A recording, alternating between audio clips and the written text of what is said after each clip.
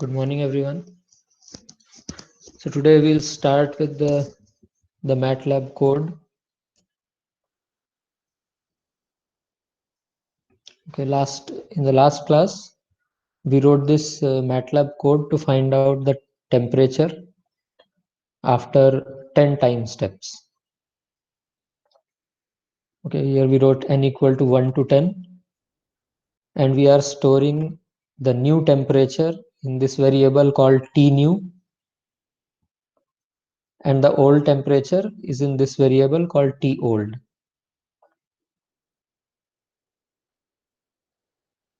So just to recap, we created an array T new.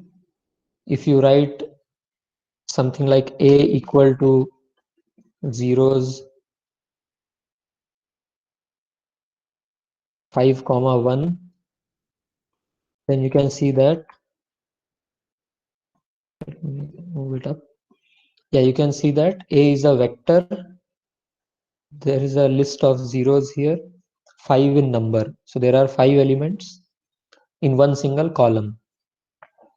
So T new is a column vector with 5 rows and 1 column, 5 comma 1. And T old we said because temperature does not change in size. There are fixed number of elements, fixed number of grid points on the rod. So we set T old equal to T new initially. And we set the boundary condition. We don't need to write this actually, because again we are saying that T new equal to T old. We could have just said that T new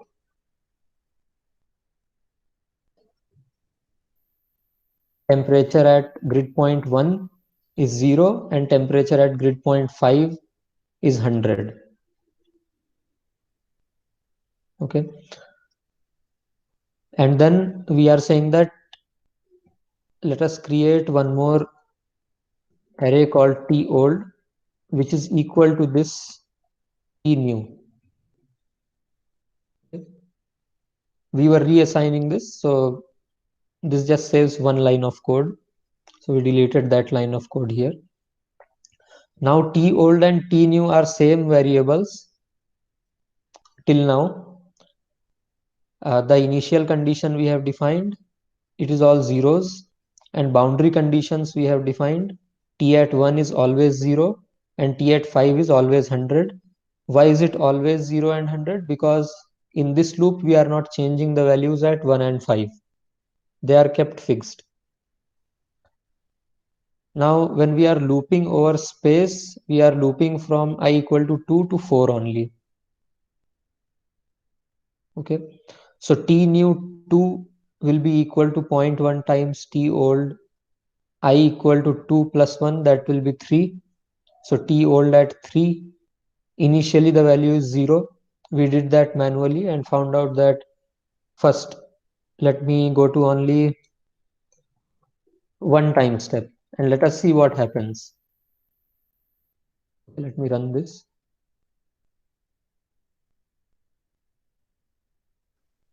CLC clears the space here, clears the screen. So let me run this. Yeah. So it ran. Let me type the value of T new or T old, both are same at the end.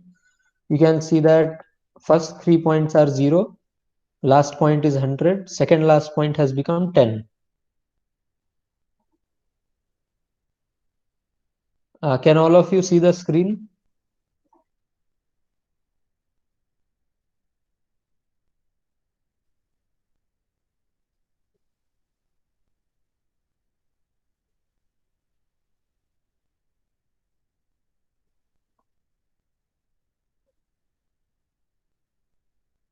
It seems some of you cannot see it.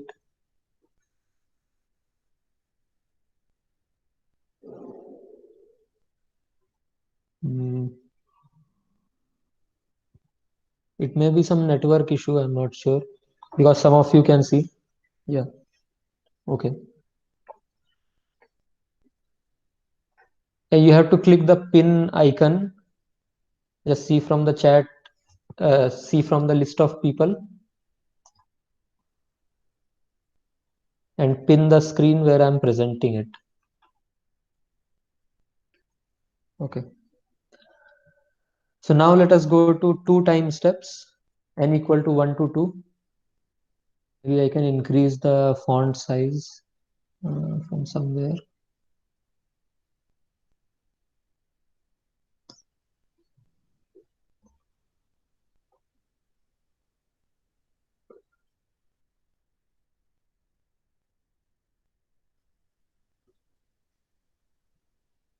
Okay, I ran it again, and now let me write t new again.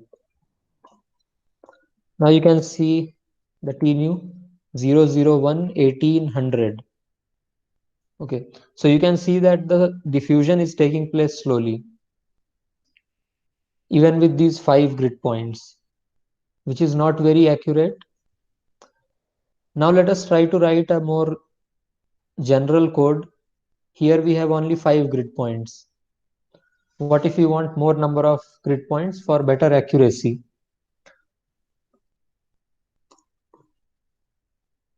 Let's go to the paper again.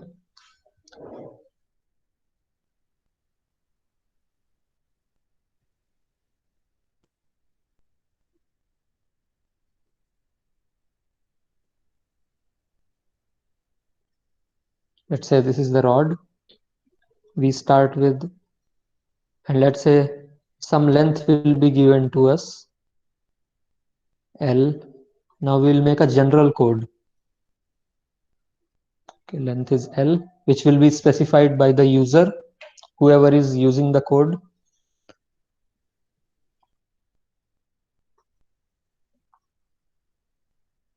The first point I equal to 1, 2, 3, so on up to some nx.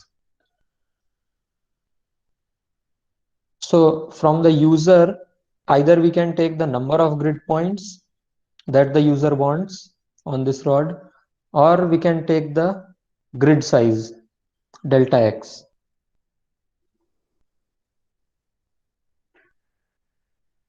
So let us take the number of points and we will calculate delta x. What will be delta x in terms of the length and nx? Can you write here?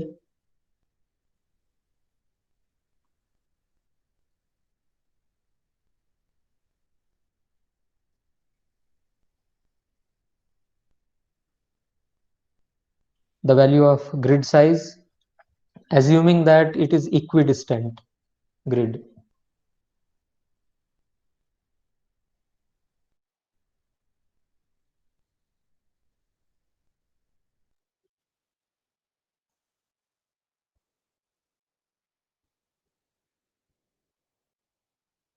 Yeah, so we have got the answer. L by nx minus 1, correct? Yeah, so let us write this in the code now.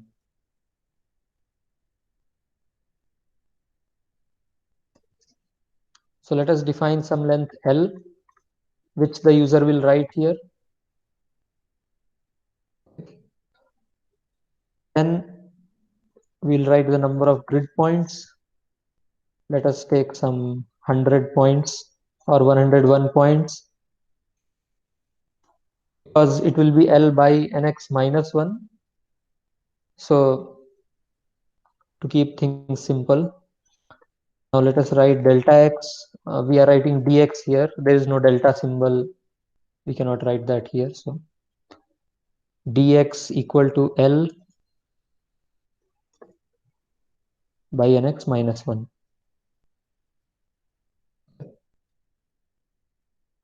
So this semicolon prevents writing anything on the screen while running the code.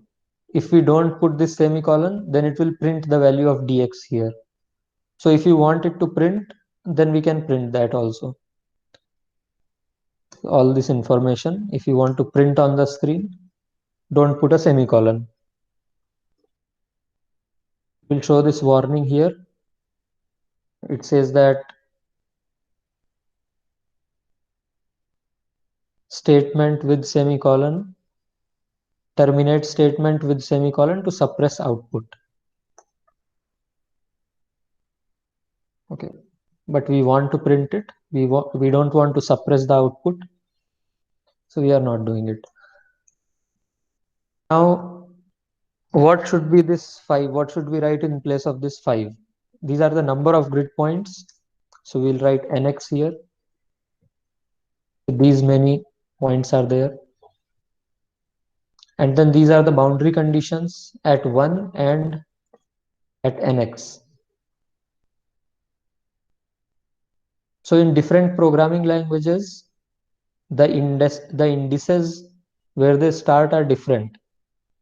In C programming languages, in C programming language and C++ also, arrays start with index 0.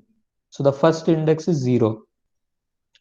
In MATLAB, if you type 0 here, it will give some error. So you cannot start with 0 index. It has to be from 1 onwards.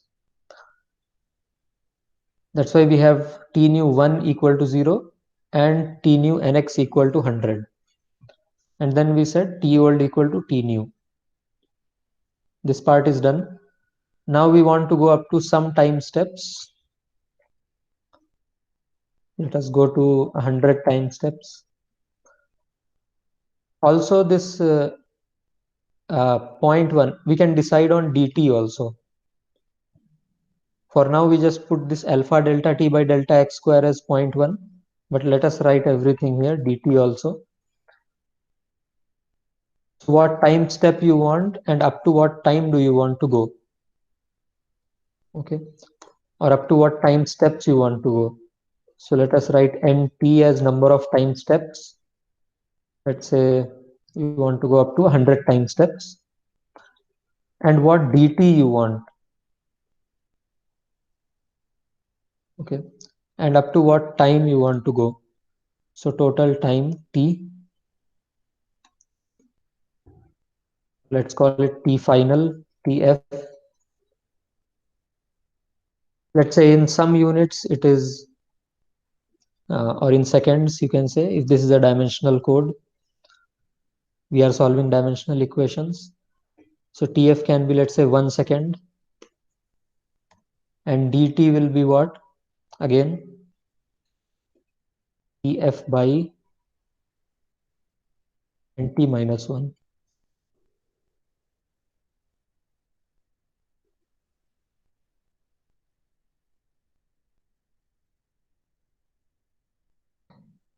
Now we can write here n equal to 1 to nt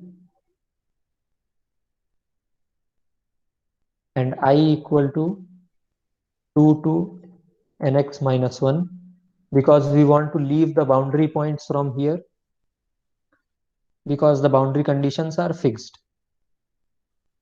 Then t new I will be equal to, instead of 0.1, now we need one more information here, alpha.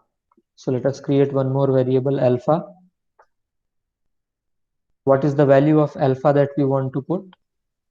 So as I told you in the last class that there are some stability issues with this particular scheme. This alpha should be less than or equal to 0.5 actually for it to work. So we'll see what happens if alpha goes more than that. But let us just calculate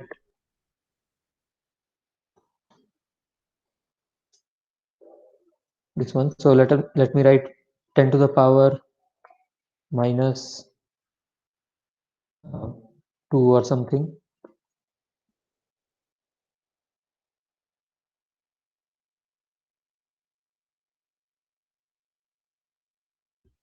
So this is one notation. You can also write 0.01. Here we'll write alpha delta t by dx square. You can use this symbol for writing square in MATLAB. Otherwise, just write dx into dx.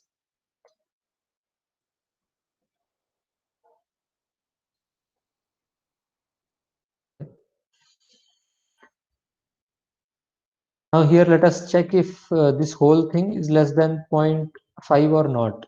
Dx is how much? 0.01. So 0.01 square.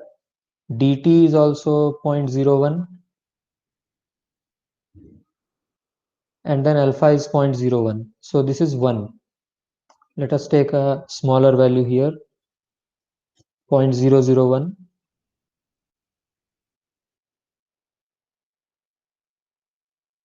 Okay. Now we also want to plot this. We don't want to see the numbers in an array. We want to plot this. So we'll write a for loop for I equal to 1 to nx. We'll create a variable called x is equal to I into I minus 1 because the first point corresponds to x equal to 0 into dx. So this gives us the value of x at every grid point I, so that we can finally plot t new versus x. And then we'll say plot x comma t new. Okay. Now let us run this.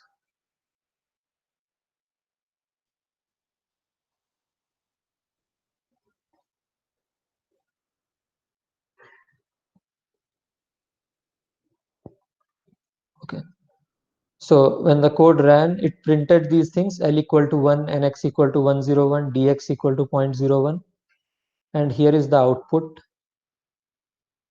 Here we cannot see anything right now.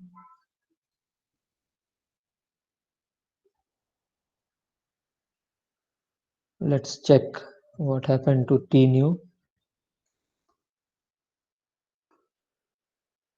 Okay.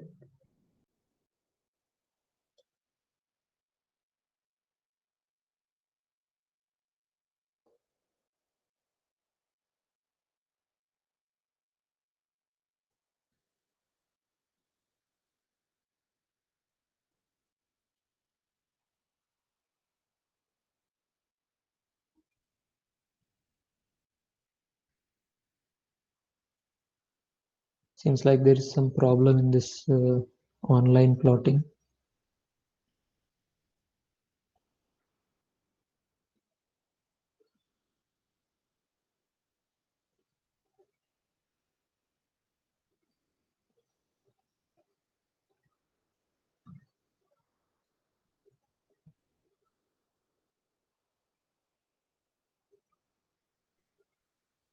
Hello, sir. Yeah. Hello. Hello.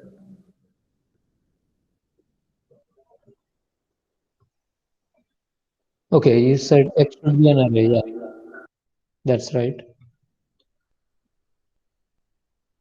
Here x is just a number. Yeah, we have not written I in the bracket there. So that was a mistake. Thanks for pointing out. So it should be xi, and then we can plot that.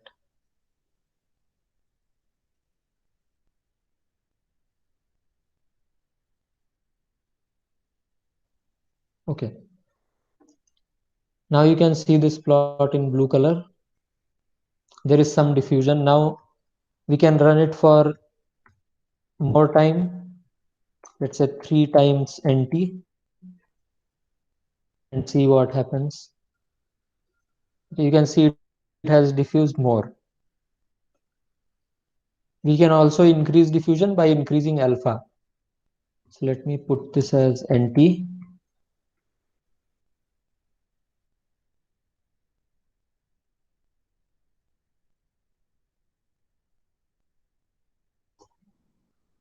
Also, we can just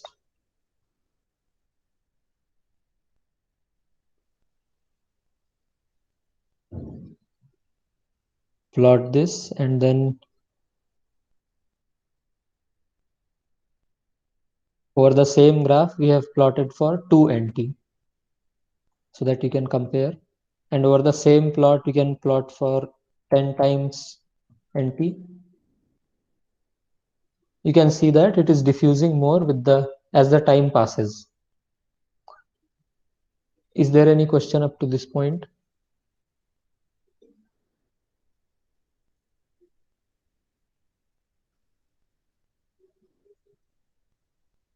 Okay, and it will reach the steady state, which is straight line, when you reach that time, the steady state time.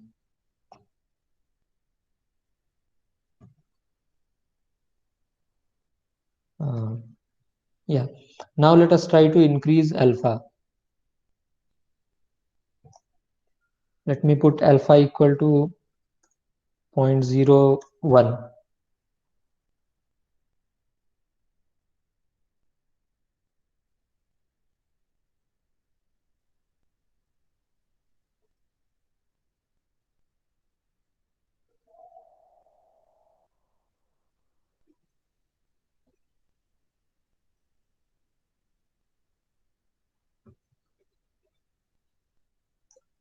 You can't see anything here.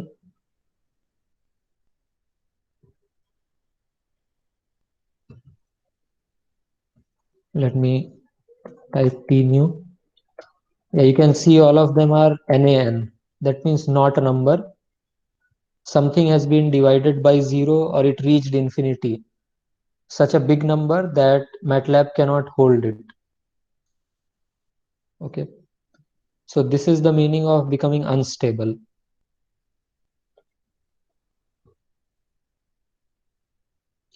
Let me plot for 10 time steps. Yeah. Let me comment this hold on part. 5 time steps.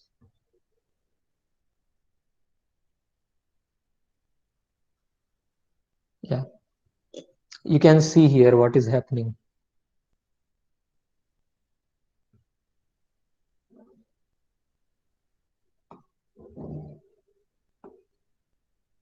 Yeah. So this kind of temperature is not expected. It is going from minus, let me see,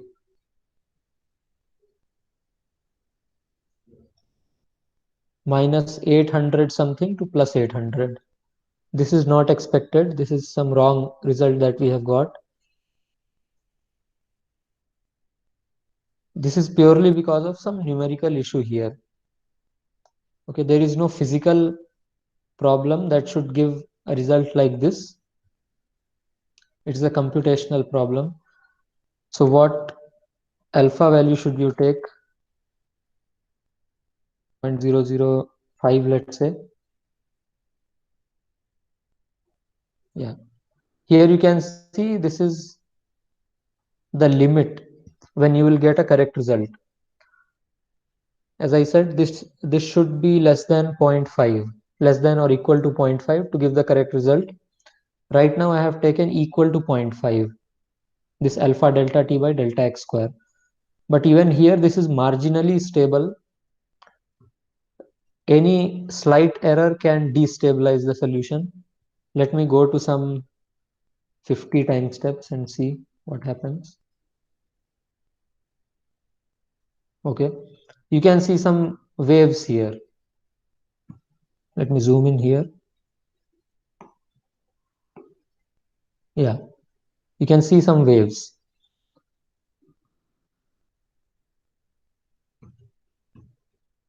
If I go to 200, yeah, you can see that it has started to become unstable. You don't expect this kind of solution for a diffusion problem, but you are still getting something like this. There are waves developing on this. This is the meaning of an unstable solution. With time, the error is growing. So for this kind of explicit scheme, there is a limit on alpha, which you can put here for a corresponding delta t and delta x. If I reduce the value of delta x, then I have to reduce the value of delta t also to get a correct solution. because alpha is something physical. It is the thermal diffusivity.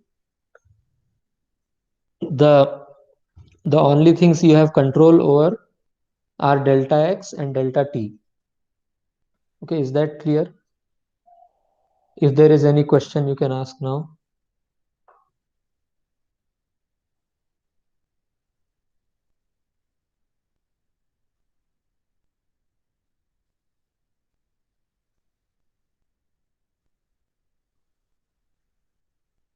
Okay. So now we'll see the theory behind this, how to determine this alpha value.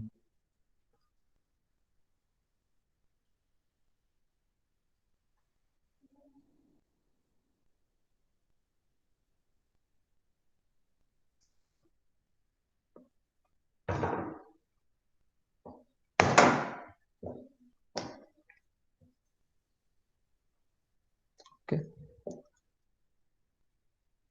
So let's say, let me first write the equation itself.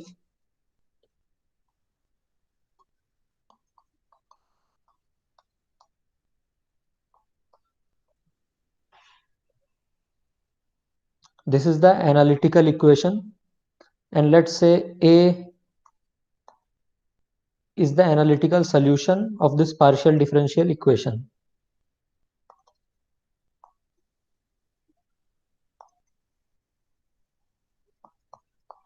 Analytical solution. And then we discretized this using FTCS or any other scheme. So let me write for FTCS T n plus 1 minus Tn at point I.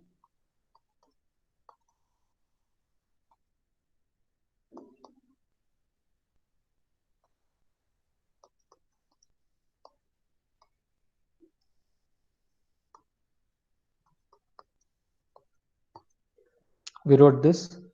Let's say D is the solution of this difference equation. This is the difference equation.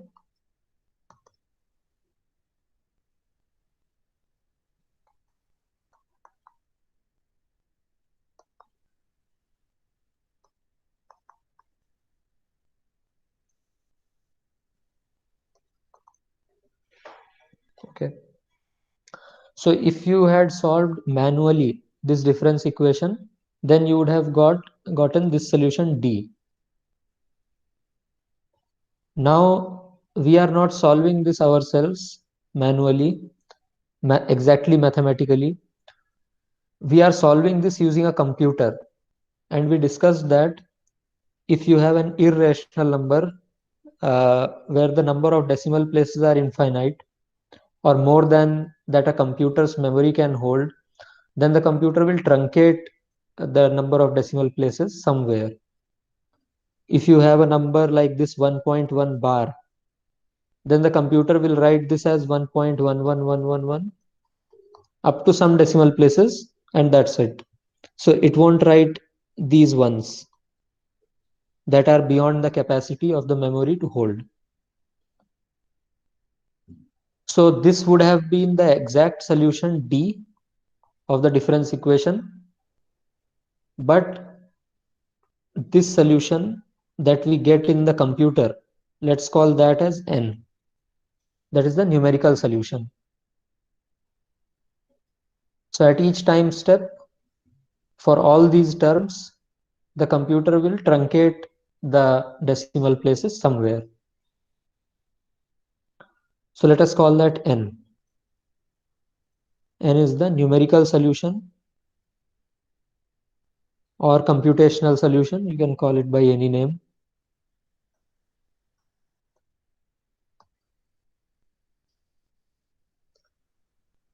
And this will differ from computer to computer.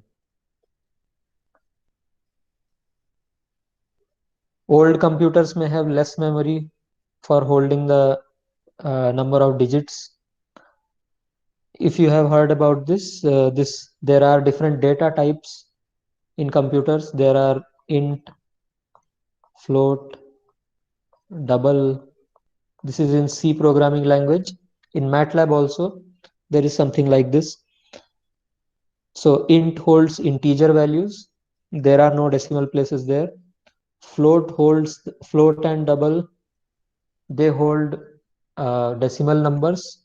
There is something called long double also, which has higher memory.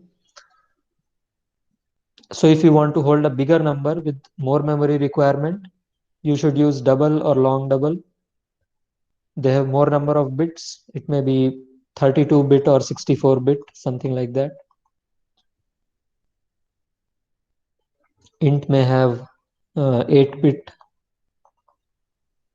memory. So like that. Now we have three different kinds of solutions listed here. A is the analytical solution, which is the exact solution of the partial differential equation. D is the solution of this difference equation, which is exact solution, retaining all the decimals, everything, all the digits. N is the numerical solution by the computer. And this results from rounding off the number. So let us call this as the round off error.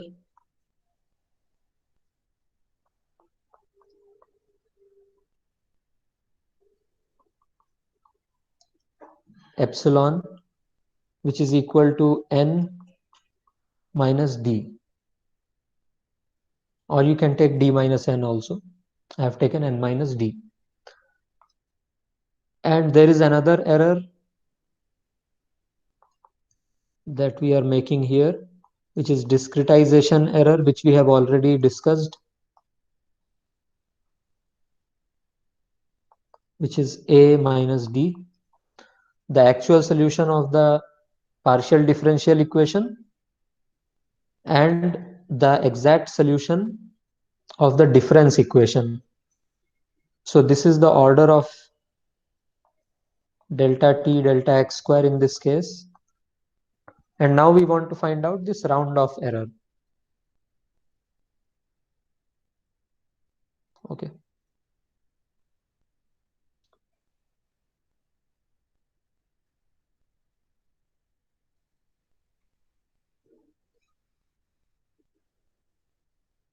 Now let us go back to this equation.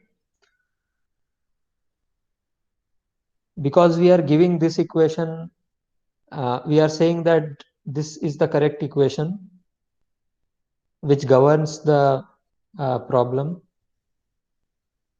the physical phenomenon. So by default, by definition, D should satisfy this equation.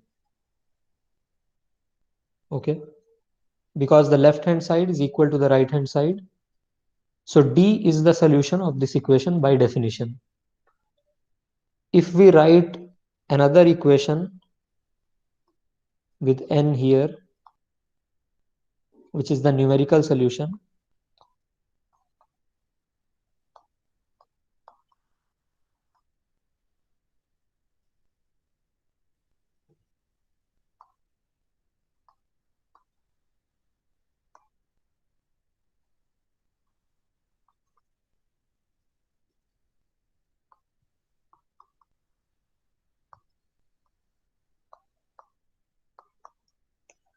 because the computer is solving this equation also,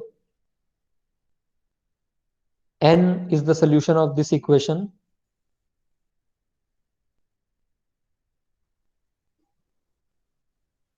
And let me write this equation again with D.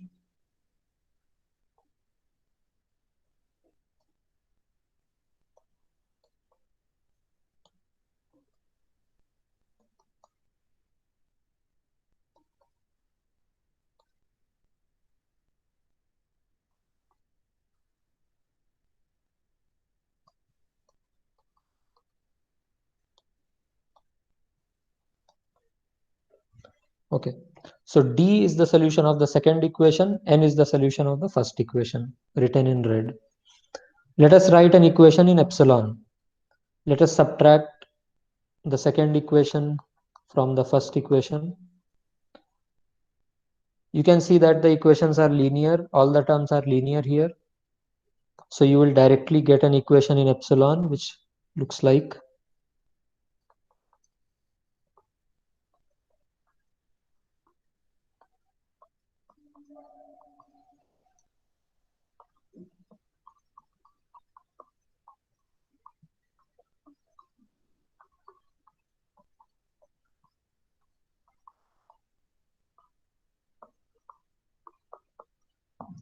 Like this. Is this clear?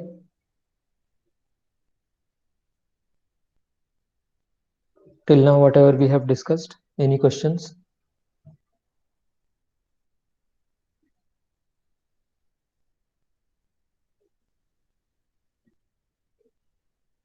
Okay. Now, what is the definition of stability from here? This error, the round off error at the next time step. So we are talking about error at every point, because epsilon is a function of time and space. Epsilon is defined at every grid point. So epsilon at every grid point at the next time step by epsilon at every grid point at the previous time step. If this mod is less than 1 or equal to 1, that is, the error remains as it is, or it decreases with time, then it is said to be stable. If it grows with time, like we saw, slowly the magnitude of the waves were increasing uh, for alpha equal to 0.005. So we saw a case where epsilon was growing with time. So the definition of stability is that epsilon should be less than or equal to 1. The growth in epsilon, the growth factor, this is called, this is known as G also. So mod G. This should be less than or equal to 1. That is our requirement.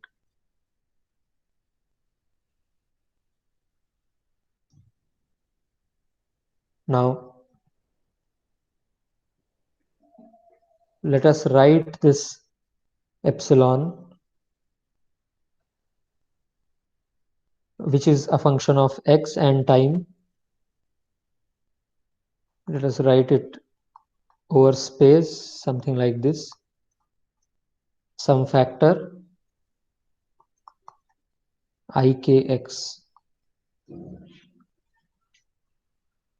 So I asked you to revise Taylor series as well as Fourier series. These two series we are going to use in this course. This is a Fourier series expansion. E raised to power I kmx is a complex number, and it has a wave-like nature. It has sine and cos terms. So we are expanding this error. We are saying that it has several waves superimposed on each other. And you can expand actually any function in terms of Fourier series.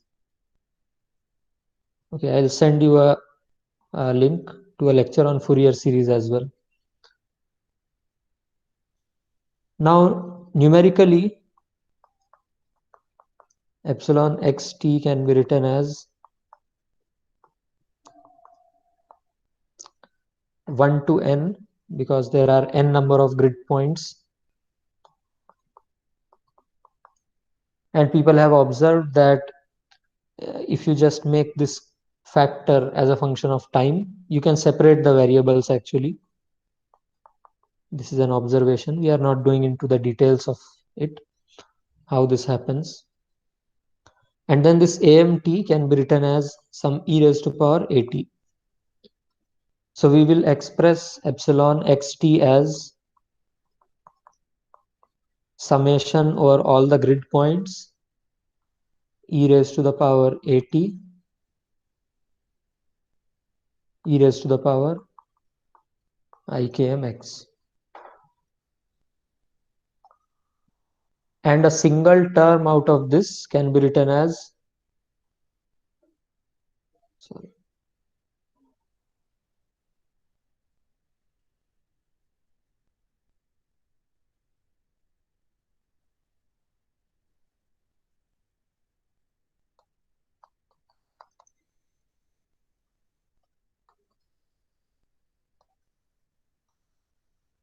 E raised to power at e raised to power I kmx, iota kmx. Now you can see that the equation that we wrote here is linear in epsilon. Okay, up to this point, is there any question?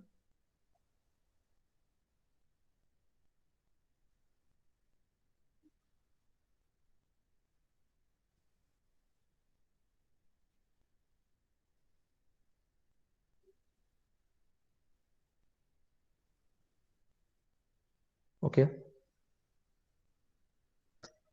So you can see that this equation is linear in epsilon. Most of the difference equations are linear. There is no epsilon times epsilon here. So the solution that we are getting here, these individual waves, if you substitute epsilon as the summation here in this equation, you can separate out equations for each km, each value of m.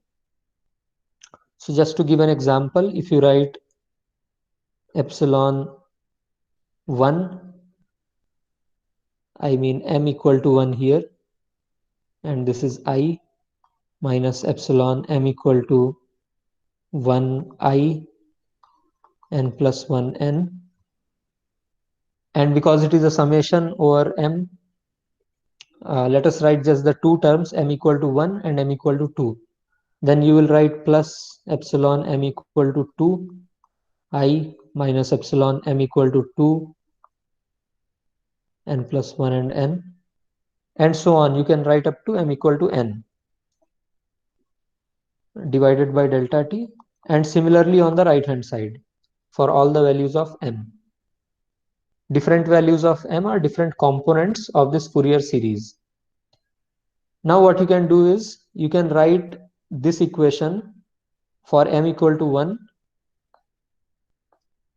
You will get epsilon m equal to 1 I n plus 1 minus epsilon m equal to 1 I n by delta t equal to all the terms in m equal to 1.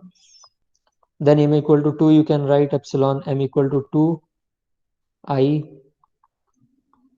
m equal to 2 I n by delta t equal to all the terms in m equal to 2.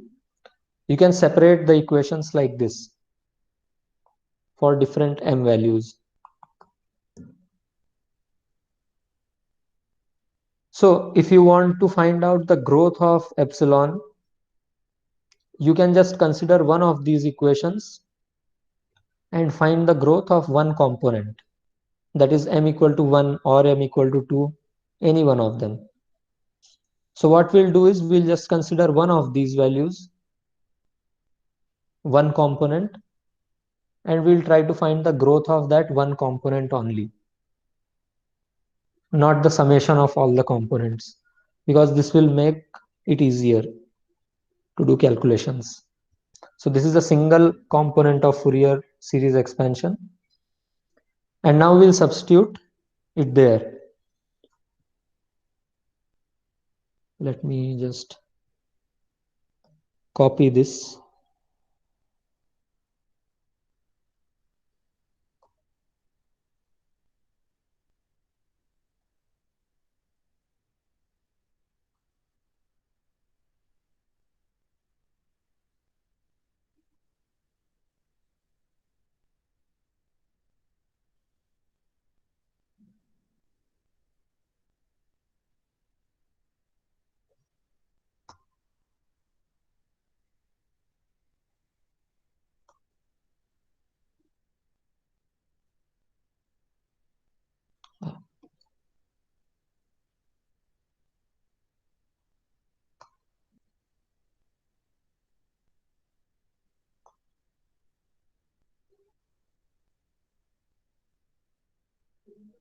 And let me replace e raised to power at e raised to power I kmx here.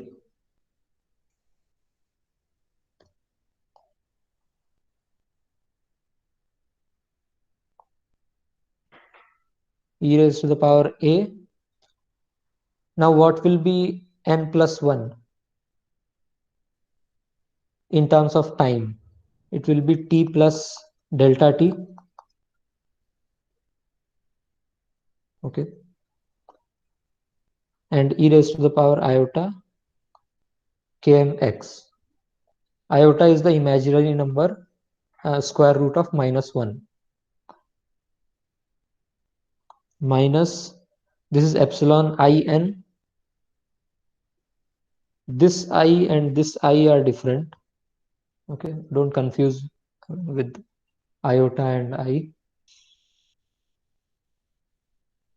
E raised to the power at at the present time t, and e raised to the power iota kmx at the present space point x divided by delta t. Now we'll write the right hand side, alpha epsilon I plus 1 n. So this remains at because it is at the present time step, present time t. And in space, we are at x plus delta x. That index of that is I plus 1. So e raised to the power iota km x plus delta x minus 2 e raised to the power at iota km x plus e raised to the power at e raised to the power iota km, and this is I minus 1, that is the previous point, which is x minus delta x divided by delta x square. Is this fine? Please ask if you have any questions.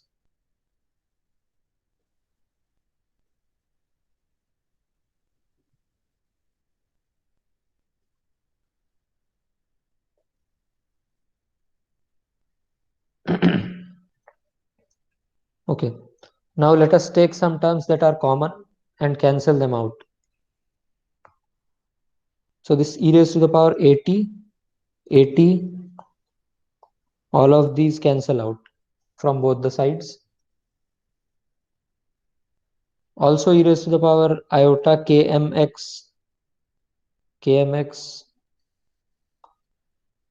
this cancels out.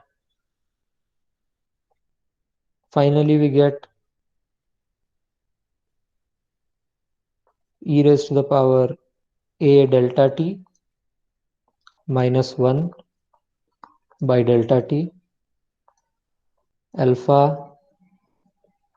e raised to the power iota km delta x minus 2 plus e raised to the power minus iota km delta x by delta x square.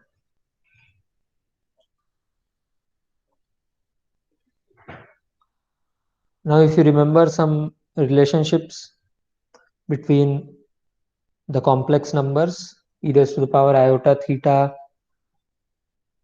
e raised to the power minus iota theta, and cos and sine terms, you can actually club these two together and write this as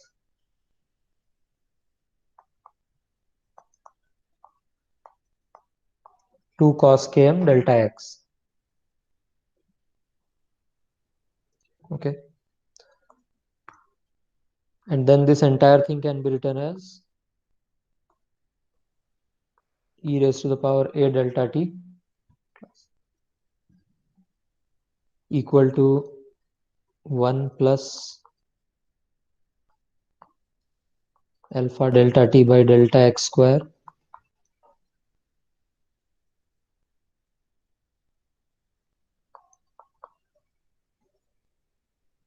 and 2 can be taken common from both the terms.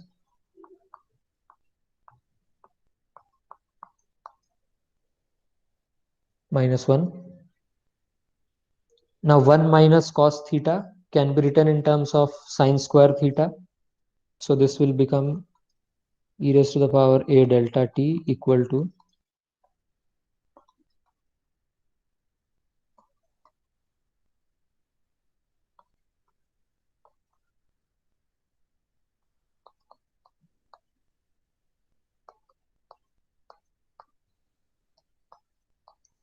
by 2.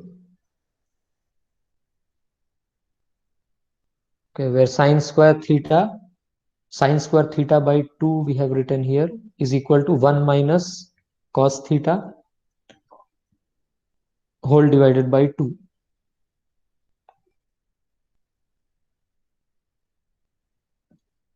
Okay, so this is one relationship that we got from here. Now how do we go to the ratio of epsilons at n plus 1 and n? So we said that epsilon at n plus 1 and epsilon at n, this ratio should be less than or equal to 1.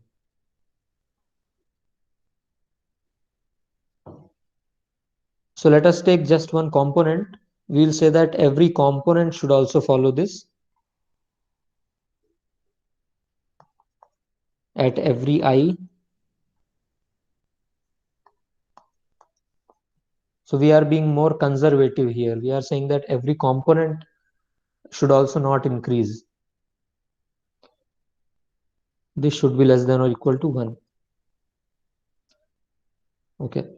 Now let us write this again in terms of e raised to power at e raised to power iota km delta kmx. This becomes e raised to the power at plus delta t e raised to power iota kmx divided by at iota kmx. These two cancel out. At also cancels out. This is mod of e raised to the power a delta t. Finally, this is what we need. And that's what we have got on the left hand side here. We just need to take the mod of this. So now this is your homework. You take the mod of this one on the both sides and find out the condition on delta t, delta x and alpha that we have seen practically in the MATLAB code. Find out the condition on alpha, delta t, delta x. That should be followed for this to be less than or equal to 1. Okay. So we'll discuss the rest in the next class. If you have any questions, you can ask.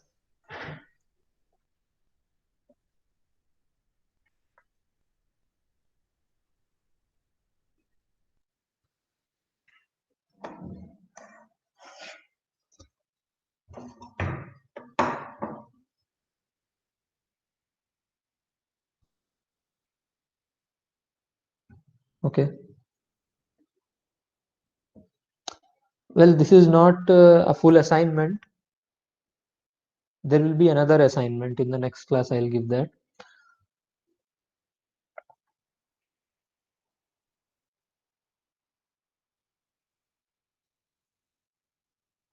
Okay. Thank you.